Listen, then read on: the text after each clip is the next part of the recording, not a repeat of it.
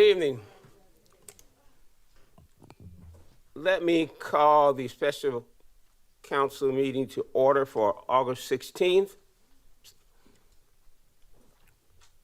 And again, good evening. Please allow me to first thank the citizens of Richland County, the parents, the students, the educators, the healthcare workers, first responders, business owners, and others for their many letters, emails, phone calls, and personal conversations to express their concerns and observations regarding the rise of COVID-19 in our community.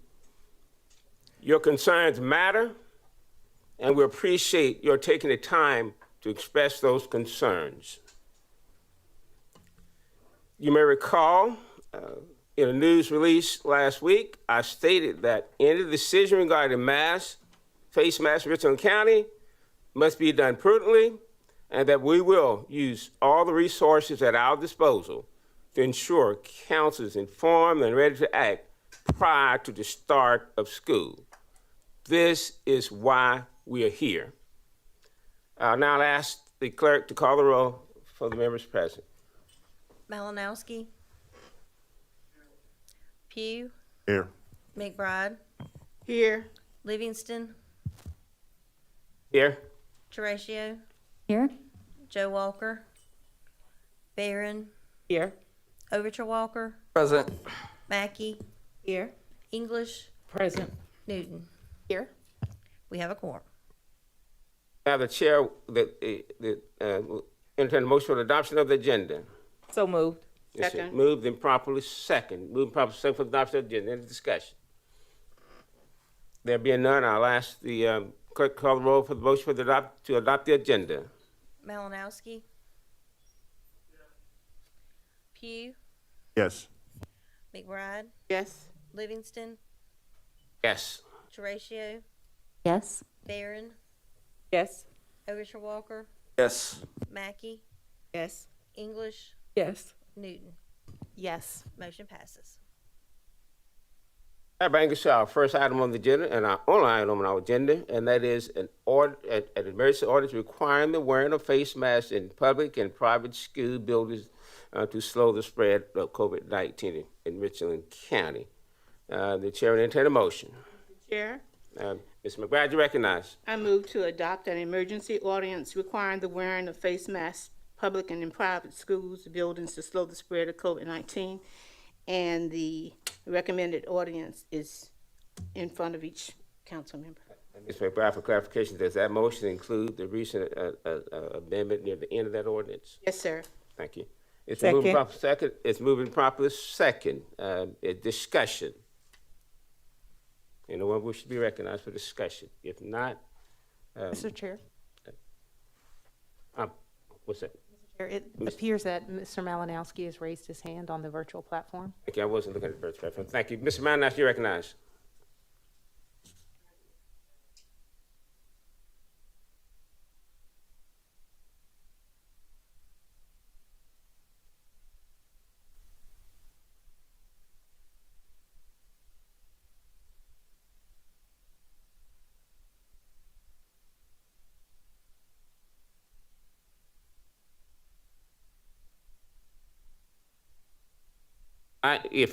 As chair, I did not specifically get any particular information from those counties, no.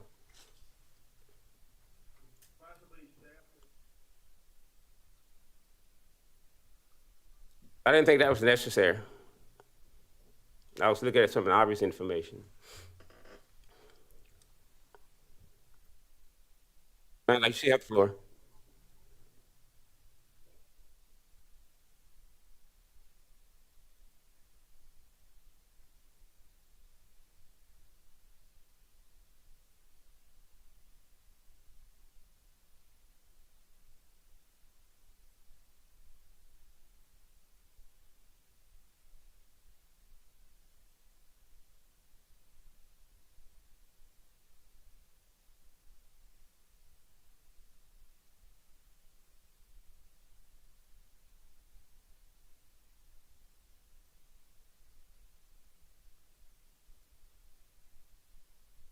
Yes, yes, to some extent, yes.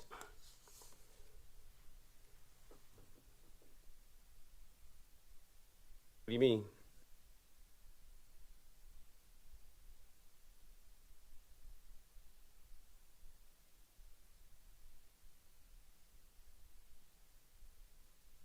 You were referring to the schools that have already been open, not in Richland County, but other schools as mentioned.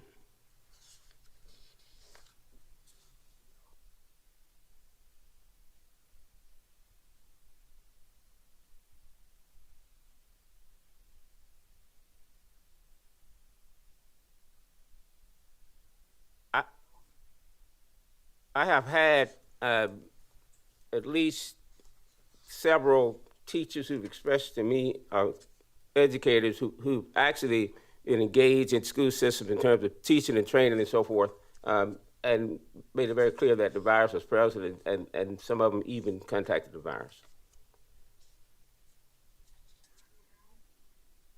In Richland, well, remember now, teachers are there before the school opens. Teachers and educators are present before students arrive. And there have been cases within the schools.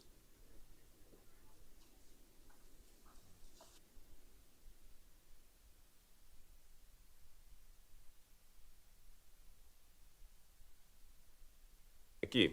Any further discussion? Ms. Newton, you recognize. Thank you. First, in response to Mr. Malinowski's other question, there are also sporting activities and practices that have been happening within School District 1. And in fact, at my son's high school, there was recently a quarantine football team because of several members who have COVID there, and that's not the only case. But it also looked like Attorney McLean had wanted to say something, and I'm not sure if she still did. Thank you, Ms. Newton. If I may, as part of the emergency definition, when you look at our disaster declaration, it includes imminent threat. So that would also go towards what we're talking about today. Thank you. And then, Mr. Chair, I do have one question, following up on a conversation that I had today just regarding the intent of the motion. I support this ordinance, and I understand that we want to make this mirror the City of Columbia's ordinance to make it easier for our schools to enforce.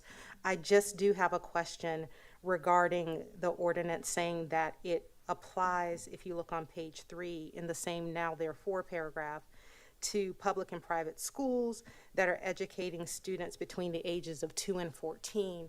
I just want to clarify if when we pass this, the intent of this motion is to include high schools, because I know we're mirroring the City of Columbia that had 2 to 14.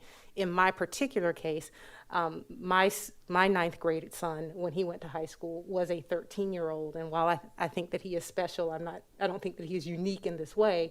And so if we are basing it on the age, then are we including high schools in this ordinance? And that's my question. Ask the attorney Ms. McLean to respond to that in terms of the age, since it says to 14.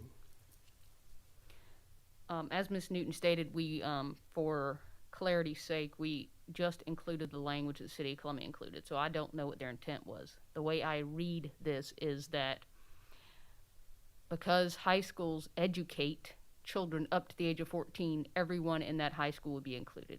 It does not, in my opinion, state 2 to 14-year-olds or whatever. It says if you educate students that are 2 to 14-year-old, then this ordinance applies. That is my reading of it, but again, I didn't draft it. I don't know what the intent was. We can play with the language if that's not your intent, but that's how I read it. Thank you. Other questions? I'm sorry, Ms. Newton, were you through? No, I welcome the conversation. My understanding from speaking with some folks in the City of Columbia was that their intent was not to include high schools. However, when we pass this ordinance, I just want us to be clear, and also so that we can also provide clear guidance to the schools that are in our area based on what it says here. Mr. Chair, it's my understanding that the intent of this was not to include high schools. It was for the elementary and middle schools, and that's why they used the age range. And that is the intent of your motion? Of the ordinance that you... Which one? I did. Yes, sir. That's the intent. So the intent of the ordinance is to not include high school. Further discussion? Unless you recognize.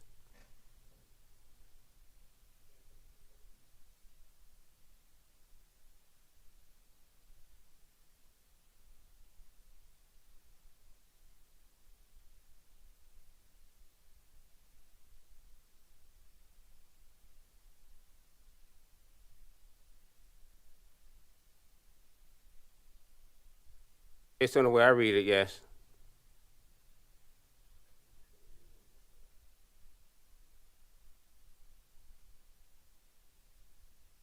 Glad you recognize. Mr. Chair, for consistency, and that's one of the purposes that we're trying to do this, major purposes for safety and for saving the lives and for good health. We do have a school board member from District 1 that's here, if necessary, but for consistency, it was supposed to be a companion with the City of Columbia.